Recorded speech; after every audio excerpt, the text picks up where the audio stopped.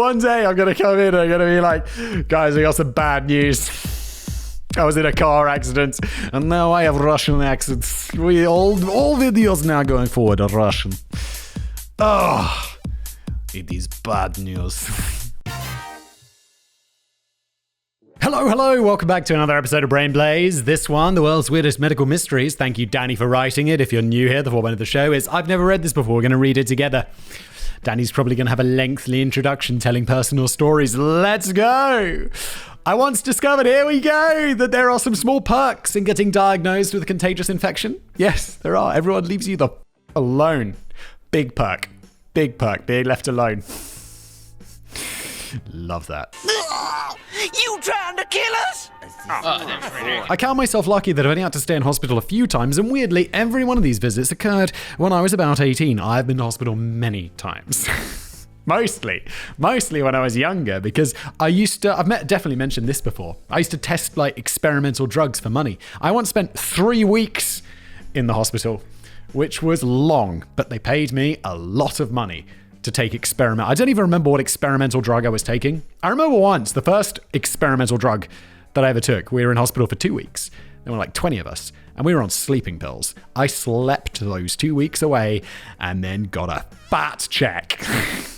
Sorry, I do drugs. I can't say I enjoyed having my appendix removed. That was largely down to the fact I had to share a hospital ward with about 7 other blokes who were always glued to the constant football on the television when they weren't complaining about their boiling appendixes. I was Marshall. I know a few people have had their appendix out. It doesn't seem like a lot of fun. I was much happier about 6 months later when I was diagnosed with quinsy. What the fuck is quinsy? And Daddy's going to tell me, an abscess formation between the tonsils and the throat. Oh my God, that sounds horrible. That's another reason I've been to hospital. I had my tonsils removed when I was a kid. Yeah, I remember that. That wasn't fun. I don't think they do that anymore. I think they generally leave the tonsils in. No. This was apparently contagious, which meant that I got my own private room and television, and I didn't have to strike our conversations with other patients wailing in distress. Looking back, I'm not sure I was helping to contain the contagion by nipping outside every half an hour for a cigarette, but I still think somebody should have pointed this out to me. Are you really smoking when you've got abscess in your, throat? Dude, I was sadly downgraded back to the hospital ward when I returned a few months later to get my troublesome tonsils ripped out for good. Me and Danny, tonsil-less brothers. Life was much better when I was contagious. But when it comes to contagious diseases, it helps a great deal if the hospital staff at least know what they're supposed to be dealing with. And we kick off this look at the world's weirdest unexplained medical mysteries with perhaps one of the most alarming cases in history.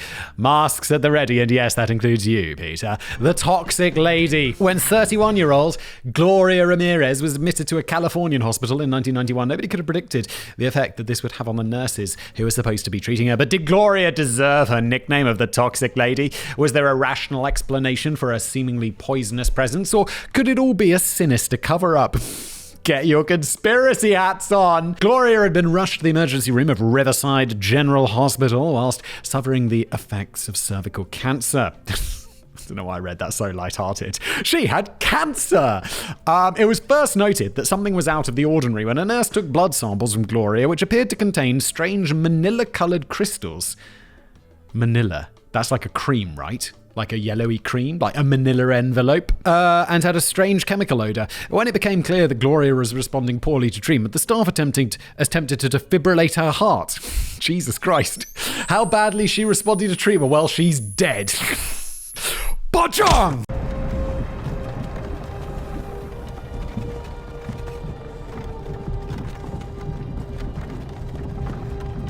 Actually, that's not actually what defibrillators are for. I've made a video about this. It's not actually about bringing people back from the dead or whatever, restarting the heart.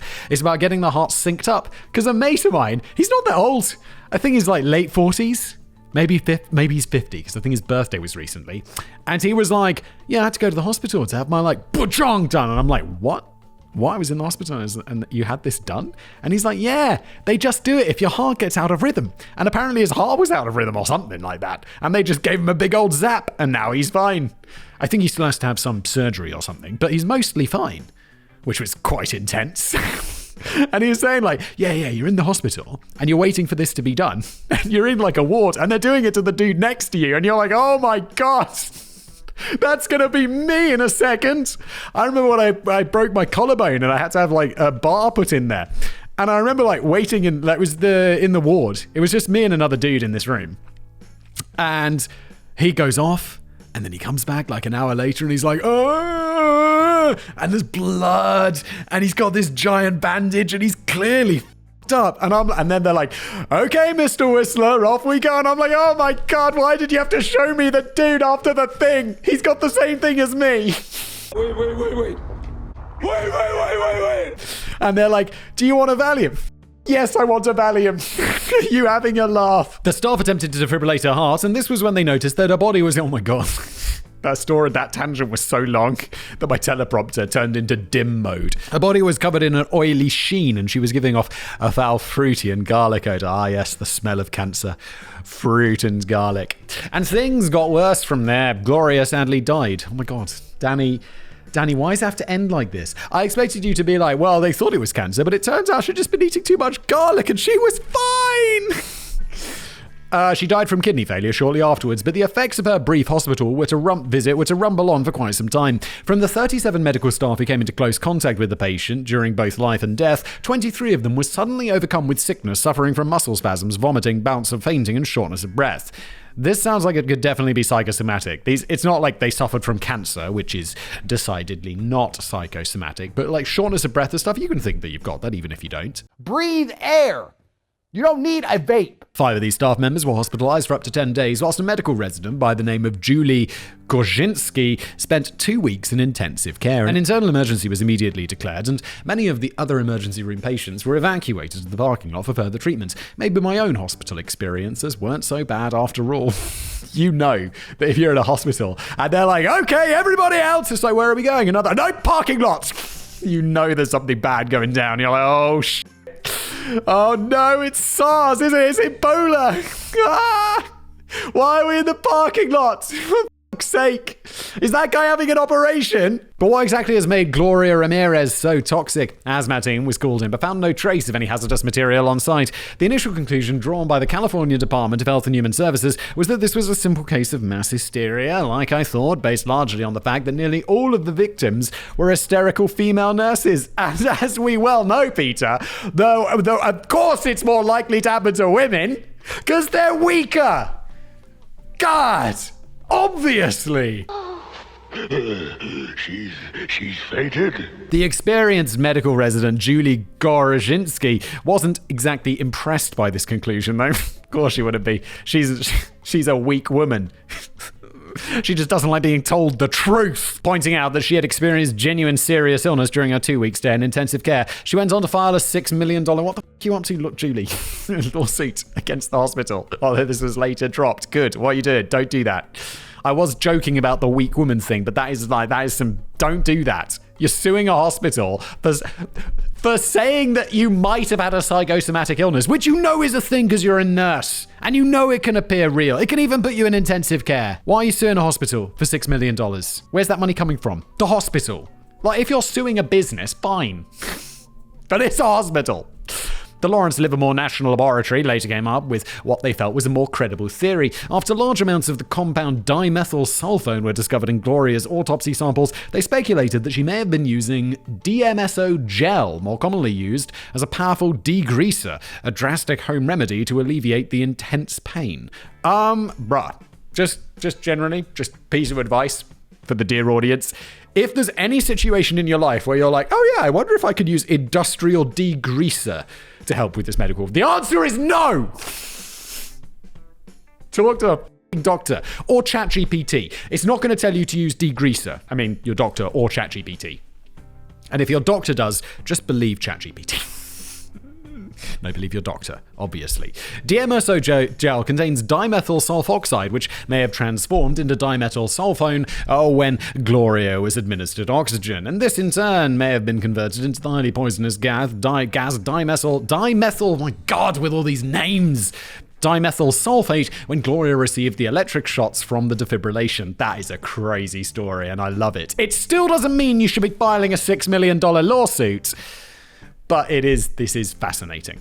So it could have just been a deeply in my opinion, it could just be about the lawsuit. It could have just been a deeply unfortunate chemical reaction which turned Gloria into the toxic lady. DMSO gel reeks of garlic, so this would help explain the strange smell as well as the oily sheen on Gloria's body, although she would have been practically swimming in the stuff to have achieved that effect. But there are other points to consider which may have fueled speculation of a sinister cover-up. Gloria's family insisted that she'd never used DMSO gel. Yeah, of course they were, because it's like, so was she using industrial degreaser to relieve? No, she's not an idiot. The poor dead woman. Why would you say that? And they're like, well, throw it away quickly. We can't know for sure as nobody ever ran any further tests and Gloria's blood samples mysteriously went missing. Yeah, that's either mysterious or just clerical errors, which happen all the time. One of the lead investigators into the initial case committed suicide just 1 month later, while the coroner made a surprise U-turn in his report, initially concluding that Gloria had not died from natural causes, but then swiftly changing his mind and declaring that she had. One of the most bizarre conspiracy theories suggests that the hospital had been illegally manufacturing methamphetamine on the side and smuggling it out in IV bags, one of which may have accidentally been hooked up to Gloria. Yeah, that just sounds like an outrageous conspiracy theory, to be honest, doesn't it? A secret hospital meth lab may sound improbable, it does, but some have suggested that at least it's simpler and more likely explanation than the convoluted chemical reaction theory. As any potential evidence has been carelessly lost, a mystery still hangs over exactly what made Gloria Ramirez so dangerously contagious. And one final footnote to ponder is that the hospital later agreed to pay a $350,000 settlement in a wrongful death lawsuit filed by Gloria's family. That is weird, but also maybe they just did it to make it go away, and I don't think there's much of a... I don't think the hospital's cooking meth, to be honest. The boy who's never hungry. A complete lack of hunger wasn't always a problem for young Landon Jones from Iowa back in 2013. At the age of 12, he was still happily feasting on pizza and ice cream and chocolate parsnips just like any other kid. But one morning, that same year, he woke up to find that he'd lost something valuable overnight, which he has yet to recover. His appetite. They need to study this guy. They need to work out what makes him tick. They need to, like, those genes, whatever the genes change to, like, switch that off in his brain, they need to, like, cut that out and put in one of those CRISPR viruses so they can give it to people. So they don't, like, just not having that urge to eat food, just to be able to turn that off as necessary. That's got to be useful, right? Especially if you're massive. I'm not fat.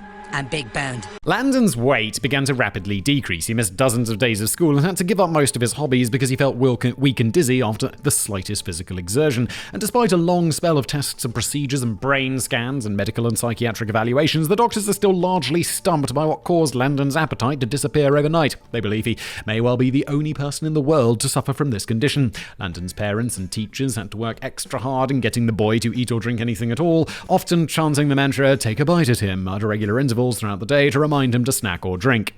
Just hook him up to like IV fluids or whatever. Just that's how, if I had no desire to eat, I'd just like work out what is the most efficient way that I can do this without actually having to eat. And I'm sure it's like a nutrient bag or something. I'll just like have that. It'd be like, yeah, let's go. And I'll just sit working at my desk and it'd just be like neutralizing me. Neutralizing? That's not the right word. Nutrifying? Giving me nutrients throughout the whole day. I'd just be like, bum, bum, bum, bum, bum. Excellent. Hook me up with a new bag, nurse.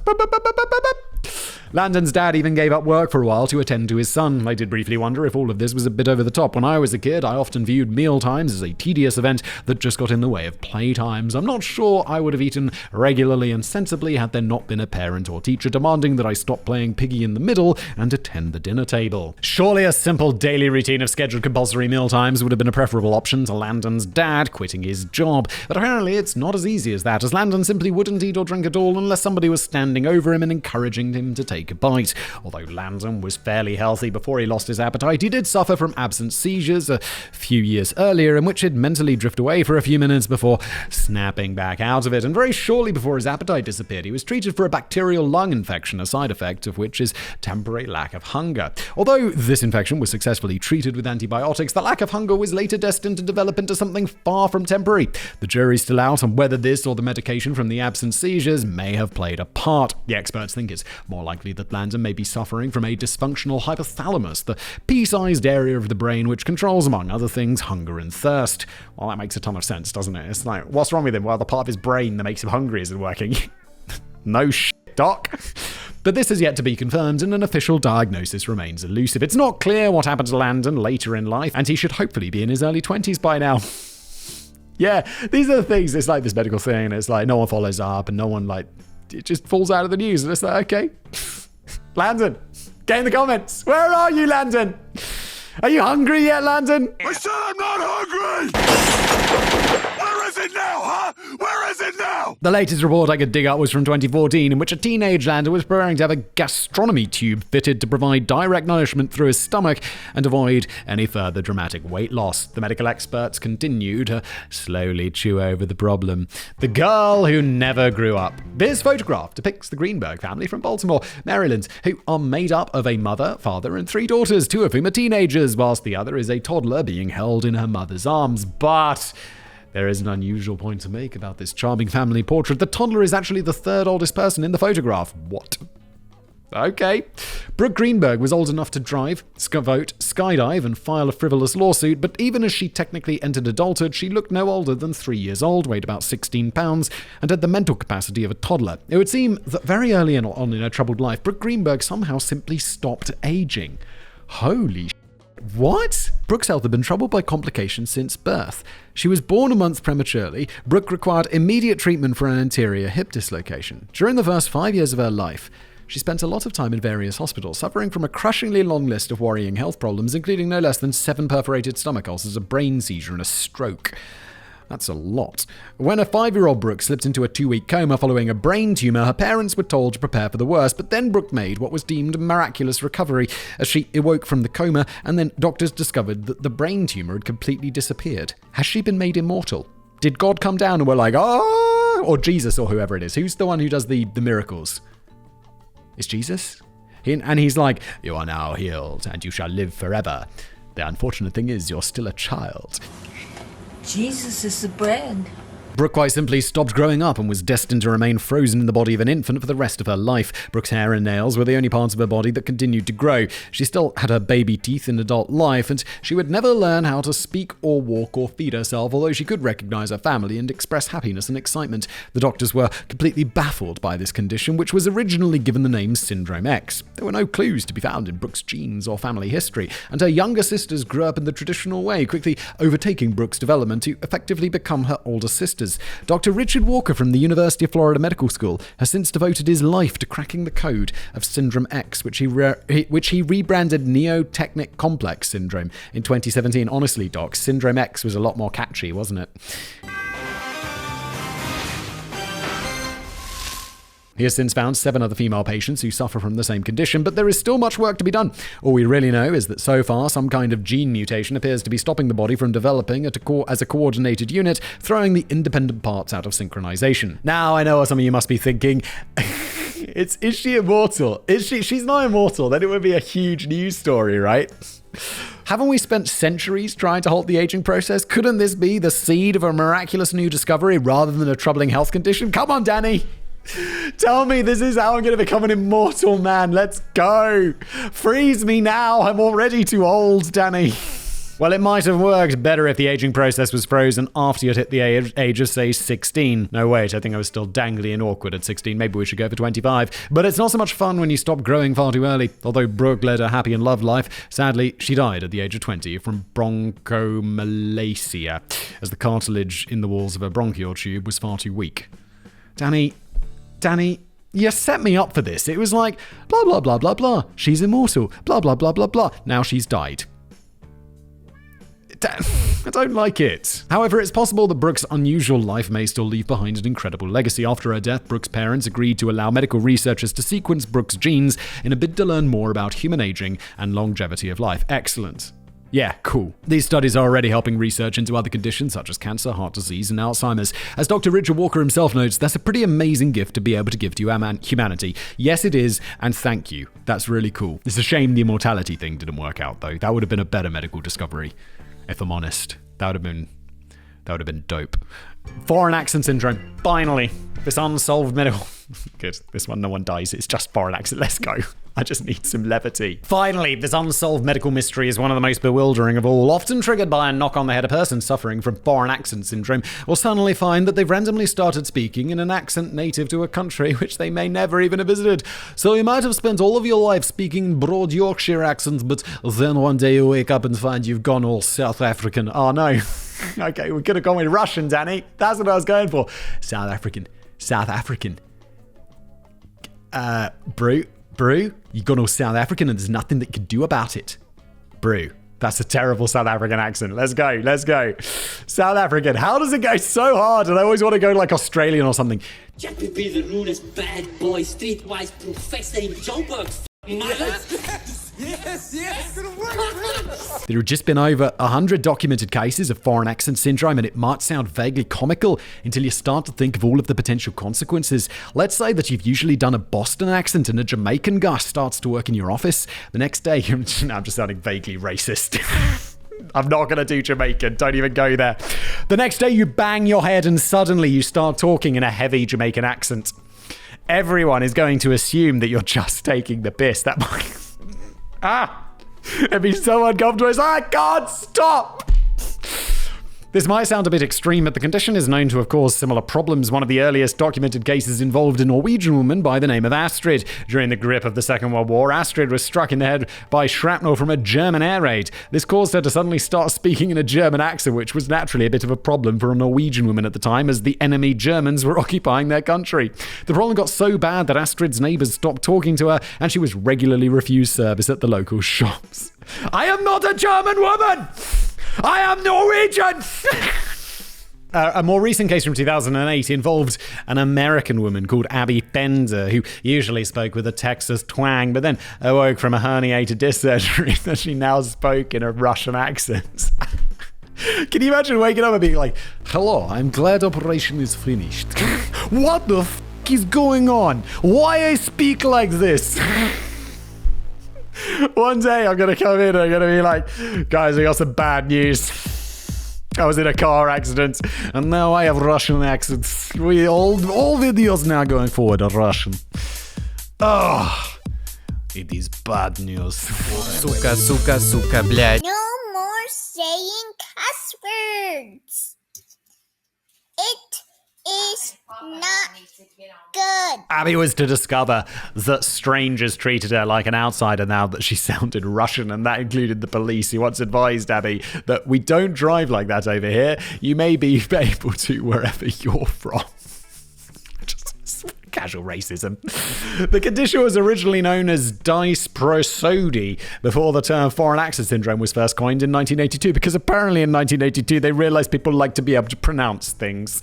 The best theory we have to work with at the moment is that it's usually brought on by a head injury or a stroke, which causes damage somewhere in the left hemisphere of the brain and results in dramatic changes to your speech. I have a theory that it just resets our speech back to factory settings. So, for example, we could all be naturally born with a German accent, which we lose during our formative years, but a bump on the head wipes our speech memory and we revert back to the default mode. And Danny, that sort of speculation is why you're not a scientist. But it turns out the foreign accent syndrome is a bit of a misleading term. It's not like there's a health condition which specifically turns a French accent into a Cockney accent. What actually happens is that the patient experiences changes in the intonation and pitch of their speech, which often becomes exaggerated in their height and range. The whole foreign accent thing really takes place in the ears of the listener rather than in the voice of the patient. We naturally try to identify a person's accent and settle on what we feel is the closest match. So a person with foreign accent syndrome won't necessarily feel that they've suddenly adopted an Italian accent. That's just what the people around them are saying. But this is born out of the fact that not everyone can even agree on which accent is being spoken. Whilst the majority of people felt that Astrid had developed a German accent, others thought that she sounded a bit French. So the reality is she's just a little bit broken. And in the case of Abby Fender, who supposedly went to a Russian, there were others who believed that she was talking in a Ukrainian or Australian accent. G'day, mate, because those are so similar. The good news is that a small number of patients have experienced improvements in restoring their natural speech patterns through therapy. But I now feel bad about moaning about my own hospital visits when others have clearly had it a lot worse. Danny, you had your tonsils and appendix out. Anytime I go to hospital, I'm like, oh my God, I'm glad I'm just here for this or that, rather than like, well, your legs are going to have to be chopped off, you know, that kind of stuff. So let's throw another shrimp on the barbie and crack open a tinny in tribute to all the blokes and Sheilas who've never given a fair suck of the sauce bottle when they were feeling, oh, Danny, what does this even mean? Well, they were feeling crook on their mysterious medical journeys. Fair dinkum, mate. God, Australian's quite bad. I feel like I could do better. Am I going to do a retake? No. That's the end of the video. Thanks for watching. Mate.